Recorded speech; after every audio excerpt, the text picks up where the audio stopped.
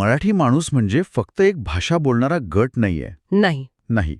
ती एक संस्कृती आहे. हो. शिस्त, मेहनत, एकमेकांना धरून राहण्याची वृत्ती म्हणजे आपुलकी, हं. या मूल्यांवर आधारलेली संस्कृती आहे, असं विश्लेषण यात दिसतं. हे महत्वाचं आहे. हो. आणि आजच्या काळात नोकरीची स्पर्धा, घरांच्या किमती, महागाई या सगळ्यामुळे तो दबला गेला हे खरंय. हो, ते तर आहेच. पण त्याचा संघर्ष फक्त टिकून राहण्याचा नाहीये, तर स्वतःची ओळख, संस्कृती जपण्याचा पण आहे. अस्तित्वाची लढाई असं म्हणायला हरकत नाही. अगदी. ती लढाई आजही तितकीच सुरू आहे, हे या माहितीतून स्पष्ट होतं.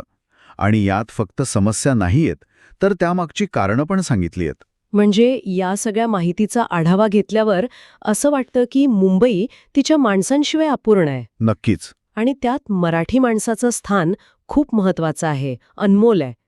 शहर बदलतं, वाढतं, पण ते आपल्या मूळ लोकांना